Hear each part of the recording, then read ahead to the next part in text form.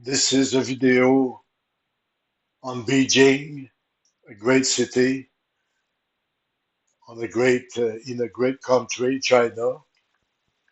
And today we are at the end of March, so it's temperature is quite cold. This morning it was 1 degree, and with the wind it was very cold. People well dressed like in winter. And those driving motorbike, they put a kind of blanket and gloves because it's too cold. And in the afternoon, it goes up to 7, 8 degrees, so the temperature is quite nice.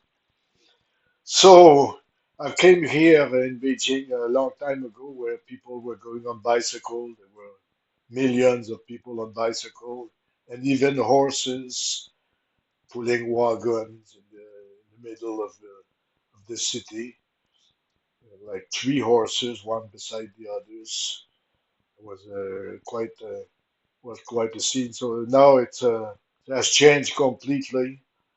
At that time, it was not organized for tourism. There was no English, no education. Today, it's very well organized and very modern. Like in this hotel here, there is a robot that goes from room to room, and the robot takes the lift by itself and opens the door by itself. So it's very modern. The toilet also is very modern. I still don't know how to operate it. There is a remote with about a dozen button. So it's very advanced, very advanced. Like in my room, the curtain are electric. You just push a button. Anyway, very modern. The metro is also super and very big. There is 521 metro stations. So let me repeat this: 521. It's very big. Everything in China is big. The temple, as you will see, are big. And in the previous video, I've shown pictures of the Forbidden City, which I had visited a long time ago, and it has not changed. So the Forbidden City used to be the emperor's house. There were 10,000 men castrated living there, serving the emperor, and then another 5,000 serving the emperor outside the city, and with a big harem. I don't know, thousands of women were living there, or also the men that were castrated. Most of them were volunteers. So the Forbidden City operated just like a beehive, except the queen was not a queen at the top, but a king or an emperor. So this is the past, and it's very well preserved. The Forbidden City. Like me, I am a senior citizen. I don't pay almost anything to visit the site throughout the city. It's free for people above 60 years old. The security is heavy everywhere, heavy, but it doesn't bother people. To enter the metro, you they scan your baggage, but you pass quickly, just a few seconds, and you put your baggage in the machine, and you're passed. In other places, they scan ID, the police scanned ID, but not me. Me, I passed without being scanned. So the security is tight at Tiananmen Square before you could go to the square, to the place easily. Now only on appointment. So I couldn't. I had to turn away when I was going to visit it. So security, yes, very heavy, but the police they are not armed, and they're very nice. Uh, you don't feel you don't feel they are oppressing or controlling in any way. So you will see on the video, the previous video was on the Forbidden City with a lot of temples. In this video, two more temples, the Lama Temple. That's you will see on the video. That's the temple where people are praying and burning some incense. The incense is free. They gave it to you when you enter. And some they brought, some they bring fruits and other thing as offering. So the temples, Lama Temple is very nice place to visit. It's very big.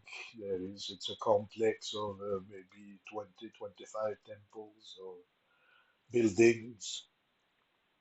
Some are with figures like Buddha figure and Hindu figure,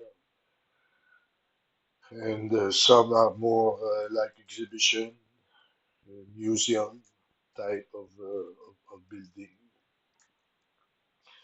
The other one is the the summer palace that I visited today. Also, is very nice, a little bit far. A very huge complex with immense parks and gardens. And you will see on the video that's the temples with a kind of a cap in the in three stairs around one. It's uh, it's really beautiful. A lot of people are visiting the temple. Everywhere you see a lot of people. There are millions of people, and you see them everywhere. The other one was the Temple of Heaven, also super place to visit. I spent 2, 3 hours there. Also, it's free for me, and all the things to visit across the city are very accessible, easily accessible with the metro, with the subway, and it's very easy to navigate the subway. Easy to like I have a map on my telephone, and there is an application when you want to go from A to B from one place to the other place. It tells you exactly what to do, which entrance to take, A, B, C, D, whatever entrance and exit. Tells you everything, the number of the lines and the number of stations, and also in the subway, it's very well indicated. Each station there is a light and there is a kind of a screen that tells you this station is this, next station is that one. And on top of that, they said it on they say it on the intercom. So it's very easy to navigate the city, and it's very cheap everywhere. The hotels are cheap now. It's the low season here, so maybe hotel goes at half price. They're not full. The hotel here where I am maybe is only a quarter full, and the food also is extraordinary and very cheap. Uh, today I was at the mall. You will see on the video. The food is fantastic. The choices are extraordinary, and me, I go mostly for the soup. There is many different kinds of soup.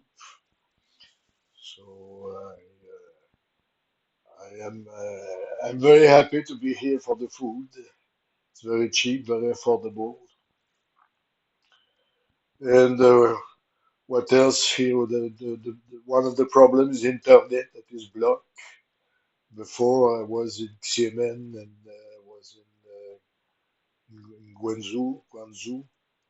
I had e eSIM and I had no problem. But this here, this trip in Beijing, I don't have an eSIM. I use an ordinary SIM, and even with the VPN, it doesn't work very well. Uh, Even with the VPN, almost all sites are blocked. Google is blocked. I was able to access Facebook and Messenger. The rest, like TikTok, it is blocked. Could not find a way to. I've tried different ways, but it just doesn't work. That's about all the comment I will make for this video.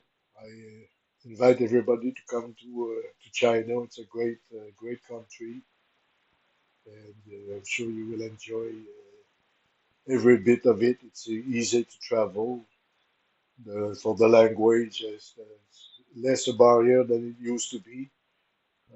Many people they speak good English enough to help, and there is an app also in China, Papago, I think it's called, that I have not used, but there is an app that I've seen some people use for getting over the language barriers. So it's easy to visit. Once you come in, the visas are a problem, are difficult to get for the Western countries like Canada. They don't give tourist visa for Canadian. There's problem. So I have to get over it. I come here on a transit visa that I get easily at the airport. Otherwise, I think things will improve. I hope for getting visas. So I will stop here, and I hope you enjoy this video. And thank you very much for watching. Ciao.